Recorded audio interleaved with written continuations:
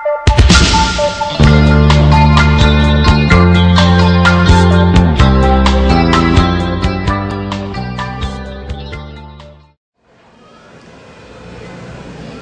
noite. Mais uma vez nós estamos aqui para pregar o Evangelho da graça de Deus. Em 27 de julho de 2011 eu escrevi o folheto número 7, Convite à Loucura número 7, e eu falei nele sobre qual é a verdadeira igreja de Deus. Qual é a verdadeira igreja? Certo? E no nosso conviver com as pessoas, no nosso dia a dia, tem surgido algumas perguntas, né? A respeito do movimento, a respeito dessa nova abordagem do Evangelho. 3 delas são: primeiro, de que igreja nós somos? Né? As pessoas perguntam bastante. Segundo, onde e como nos reunimos? E terceiro, qual é a igreja verdadeira? Muito bem. A primeira pergunta eu vou responder: de que igreja nós somos? Não somente nós, mas todos os que creem são da Igreja Universal de Cristo, aquela que Ele, Jesus, veio fundar, aquela da qual não tem nomenclatura, não tem placa, não tem um outdoor ou uma frase escrita lá na parede, na fachada, certo? Nós somos daquela que um dia Ele vai vir resgatar. Nós somos aquela igreja que também é chamado de sua noiva. A segunda pergunta, ela é dividida em duas, né? Que é onde nos reunimos e como nos reunimos. Bem, onde nos reunimos? O lugar é onde estiverem 2 ou 3 reunidos em nome de Cristo. Nesse lugar há uma congregação dos santos, há uma igreja de Deus, quer seja debaixo de uma bananeira, quer seja no trabalho, em casa, onde estiverem 2 ou 3 reunidos em nome de Cristo, ali há uma igreja dele, certo? É isso que a Bíblia nos diz. Como nos reunimos? Tem a introdução, tem os cânticos, tem o sermão. Não tem nada disso. Nós nos reunimos para ouvir a palavra, para ler a palavra, para orar, mas não tem essa liturgia, essa coisa copiada dos gregos, certo? Copiada dos romanos. Nós somos livres para adorar a Deus. Jesus disse que Deus busca aqueles que o adorem em espírito e em verdade, certo? Então reúnam-se 2, 3, 4, 10 amigos, comecem a ler a Bíblia, orem, peguem algum trecho da palavra de Deus e discutam sobre aquilo que foi lido, certo? Leiam novamente, discernam devagar, não tem pressa, aprendam, exortem-se uns aos outros. Evangelho é isso, meus irmãos.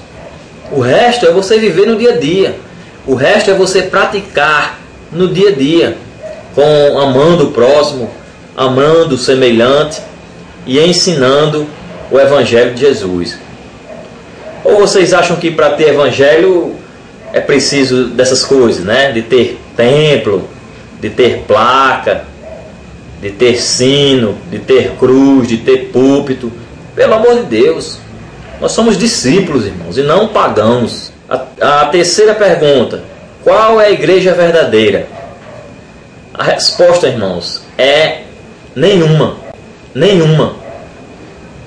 Tudo isso que está aí são instituições, são grupos de pessoas, são aglomerações de gente, mas a verdadeira igreja de Deus, ela é invisível, certo? Nenhuma dessas instituições que estão aí tem o direito de dizer: eu sou a verdadeira, venham até mim, porque eu sou a verdadeira. Isso aí não é bíblico, isso aí é mentira, falácia, engodo, é dolo.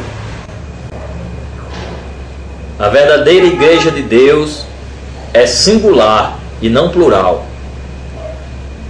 Não é várias igrejas. Existem várias congregações onde os santos se reúnem. Mas não é igreja, não é aquela verdadeira ou essa ou aquela outra. É uma igreja só. Várias reuniões, várias congregações, mas uma só igreja. Certo? E o único líder dessa igreja é Jesus Cristo. Ou vocês acham que acaso Cristo está dividido? Como está lá em 1 Coríntios capítulo 1, versículo 12, que eu vou ler agora. Que diz assim: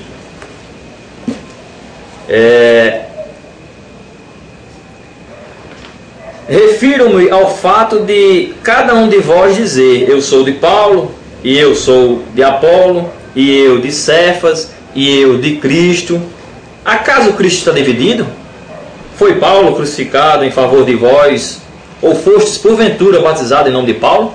Então Paulo está sendo aqui irônico, está usando essas perguntas retóricas para mostrar que Paulo, divinamente inspirado, escreveu isso para mostrar que nenhum líder, nenhuma denominação na terra, nem mesmo um apóstolo, como o apóstolo Paulo era, deve ser dada a fidelidade que pertence somente ao Senhor. Hoje, as pessoas dizem: eu sou fiel à minha igreja, a igreja tal, eu sou fiel à igreja tal, eu sou fiel ao pastor fulano, eu sou fiel ao pastor cicrano. Não, mas meu pastor disse isso, isso e isso. Não, eu sou, né? Pegam aquela placa de denominação e lutam por ela. Essa fidelidade, meus irmãos, só pertence a Jesus, ao Senhor. Amém? Então a única coisa que fazia com que houvesse mais de um lugar para a reunião dos irmãos, como também deve ser hoje, era a distância geográfica. Digamos que aqui na minha casa reúne-se eu, Sócrates, Sóstenes, César, Vilásio e alguns irmãos, e de repente alguns irmãos lá na Abolição 3 também são crentes em Jesus Cristo, e devido à distância eles começam a se reunir lá, orar, ler a Bíblia. Era isso que dividia as igrejas neotestamentárias, e assim também deve ser hoje. Mas ao contrário, hoje você vê numa rua só 3, 4 igrejas, cada uma lutando entre si, roubando uma da outra aqueles irmãos. Certo? Isso, irmãos, é imoral. Isso não é bíblico. Isso não é de Deus. Lá em 1 Coríntios capítulo 3, versículo do 3 ao 4, diz assim: porquanto, havendo entre vós ciúmes e contendas, não é assim que sois carnais, e andais segundo o homem? Quando, pois, alguém diz: eu sou de Paulo, e outro: eu de Apolo, não é evidente que andais segundo os homens? Então pessoas que fazem esse tipo de coisa são carnais. São pessoas que andam segundo os homens. São pessoas que que se deixam levar por aquela carnalidade. Isso sim é ser carnal. Cabe bem aqui agora o folheto número 1, que é ser carnal. Então esse mesmo partidarismo que estava havendo lá em Coríntios é só o que nós vemos hoje, irmãos. Então hoje, crentes verdadeiros não são muito queridos dentro dos templos. Eles só dão prejuízo para o alto clero. O que eles querem mesmo dentro dessas caixas de concreto é gente, mas não crentes. Eu vou explicar isso melhor. Gente enche os templos, e quando estão dizimando, enriquecem o alto clero. Já crentes não. Crentes estudam a Bíblia, conhece a verdade através da Bíblia e através do Espírito Santo que habita nele. Então começa a questionar seus líderes, causam inquietação, e isso, irmãos, não é bom para o negócio clerical. É por isso, exatamente por isso, que eles não se interessam por crentes, mas sim por gente.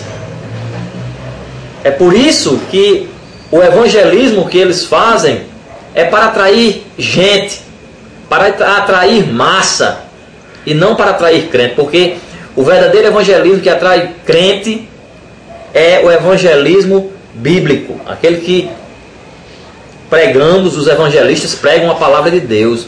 Mas hoje não, hoje você vê todo tipo de marketing, você vê churrascada evangélica, você vê sorvetada, gastam muito dinheiro para comprarem presente para pessoas, fazem festinhas. A palavra de Deus é desse tamanho, 10 minutinhos só. E aí isso aí sim atrai gente. Mas o que alimenta os crentes, que é a palavra de Deus, pouco se é pregado. Depois eu vou escrever um folheto ainda sobre o verdadeiro evangelismo, para que vocês possam entender melhor. Então, irmãos, para concluir, enquanto nos acusam de não sermos mais crentes, de não termos mais igreja, nós andamos sendo igreja.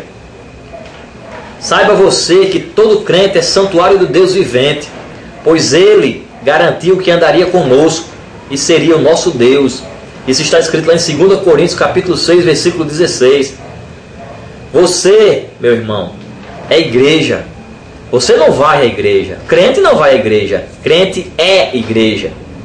Então, se você é um crente de verdade, onde quer que você vá, você é a verdadeira igreja de Deus, pois Ele habita em você. Amém? Não se deixe escravizar por uma minoria que se autoproclama homens santos de Deus, quais na realidade seu Deus é o ventre e o dinheiro, e sua principal arma é a mentira diabólica. Não se deixe escravizar por essas pessoas. Lá em Mateus capítulo 24, versículo 24 ao 25, Jesus diz que apesar de todos os esforços dos falsos profetas para enganar, tudo terá sido em vão, pois os eleitos não serão enganados. Eles são guardados pelo Senhor. Leia lá. Eu não vou ler para você aqui não. Leia você. Mateus capítulo 24, versículo do 24 ao 25. E se você continuar lendo a Bíblia, você vai ver lá em João capítulo 10, versículo 4 e 5, que as verdadeiras ovelhas de Cristo pertencem a Ele. E elas seguem-no, pois reconhecem a sua voz. Mas, do contrário, vão fugir do estranho. Certo? Aquele que chega... O estranho, ele conhece a voz, vê que não é de Jesus e foge. Então o verdadeiro crente, ele tem o discernimento dado por Deus de saber o que é certo e o que é errado. De saber diferenciar a voz de Jesus Cristo para a voz dos falsos profetas, do ladrão, do salteador. E isso, irmãos, nos edifica, nos fortalece. Eu, Francisco Rodrigues Filho, e o irmão Sócrates, estaremos fazendo de tudo, irmãos, fazendo das tripas coração, para que você conheça o verdadeiro evangelho do nosso Senhor Jesus Cristo, o evangelho da graça. Que Deus abençoe a todos. Amém.